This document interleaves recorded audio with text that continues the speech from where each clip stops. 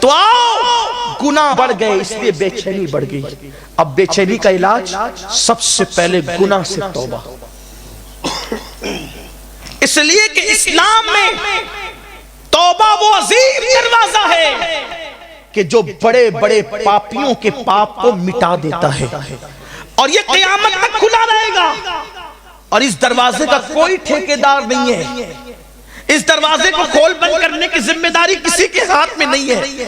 آپ جہاں بیٹھ کر اپنے اللہ کی بارگاہ میں دو ندامت کے آنسو بہا دے, صرف دو آنسو ندامت کے بہا دے اور سچے دل سے معافی مانگ لے, وہ ساری زندگی کے گناہوں کو مٹا دے گا. لیکن ہم نے قدر نہیں کی اللہ کی رحمت کی, اللہ کی رحمت کی قدر نہیں کی. ایک مرتبہ ایک سردار, عرب کے سردار جن کا نام تھا دحیہ کلبی. دحیہ کلبی بہت خوبصورت تھے وہ اور بہت مالدار بھی تھے, بڑے سردار تھے. آقا کی تمنا تھی کہ کاش یہ بندہ مسلمان ہو جائے, اگر یہ مسلمان ہو گیا تو اسلام کو بہت عروج ملے گا. حضور کی تمنا تھی, اللہ نے محبوب کی تمنا کو کب روکنا تھا. تمنا پوری ہوئی, ایک دن ملنے آئے. آقا نے اپنی چادر بچھا دی ان کے لیے. انہوں نے چادر اٹھائی, سینے سے لگایا, میں کب قابل ہوں اس چادر پہ بیٹھنے کا. آقا علیہ الصلوۃ والتسلیم نے فرمایا دحیہ مسلمان ہو جاؤ. کہا حضور مسلمان ہی لیکن ایک کھٹکا ہے, توجہ کریں, کھٹکا ہے. کیا کھٹکا ہے؟ آقا قبیلے کا سردار ہونے کی وجہ سے جتنی بیٹیاں پیدا ہوئی سب میرے ہاتھ میں لا کے دی گئی اور میں نے اپنے ہاتھوں سے ان بچیوں کو زندہ دفن کیا. قبیلے کی 500 بچیاں اپنے ہاتھوں سے اکیلے دفن کیا ہے, کیونکہ سردار تھا. بچیوں کو دفن کرنا نیک کام سمجھا جاتا تھا, تو نیک کام یہ میرے ہاتھ سے کروایا جاتا تھا معاذ اللہ. حالانکہ وہ نیکی نہ تھی, اللہ اکبر, بڑا جرم تھا وہ اور بہت بڑا جرم تھا.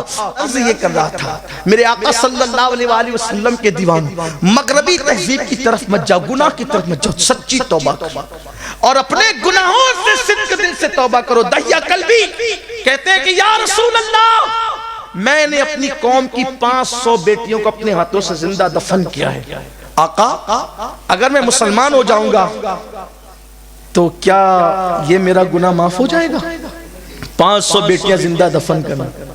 اس سے پہلے کہ آقا کوئی جواب دیتے جبریل آگے عرض کہ اللہ آپ کو سلام کہتا ہے اور کہتا ہے کہ اس سے کہہ دے کہ صرف بیٹیوں کا قتل ہی نہیں, اسلام لانے سے پہلے کچھ بھی کیا, جتنا کیا, کفر کیا, شرک کیا, جو کچھ کیا, یہ ایک کلمہ جو ہے نا لا الہ الا اللہ محمد الرسول اللہ, اگر یہ پڑھ لے سب معاف ہو جائے, سب ختم ہو جائے گا.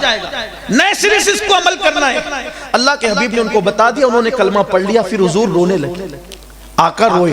صحابہ نے اس کی آقا بڑی تمنا تھی کہ یہ مسلمان ہو, اب یہ مسلمان ہو گئے, آپ کیوں رو رہے ہیں؟ سرکار فرماتے رونا اس پر آ رہا ہے میرے صحابہ, اگر کافر لا الہ الا اللہ پڑھے تو اس کو اتنا انعام ملتا ہے, اگر میرا مومن امتی یہ کلمہ پڑھے تو اللہ اس کو کتنا انعام عطا فرمائے.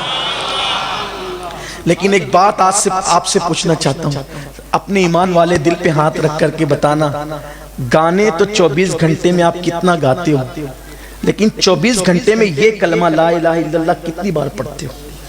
میں آپ کے ایمان پہ چھوڑتا ہوں. آپ کو قرآن مخرج سے نہیں آتا, آپ کے مخارج درست نہیں ہے, جو کچھ بھی معاملات ہیں آپ جانیں, لیکن یہ کلمے میں تو مخرج کا بھی کوئی معاملہ نہیں ہے.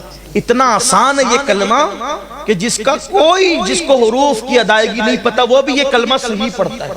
صحیح ہے؟ کتنی بار پڑھتے ہیں, کتنی بار. اور واللہ اس کلمے سے افضل اللہ کے ذکر کا کوئی اور طریقہ ہے بھی نہیں. 24 گھنٹے میں کئی بار گانے گائے, کلمہ نہیں پڑھا, اللہ کا نام نہیں لیا, کیسے دل کو سکون ملے گا؟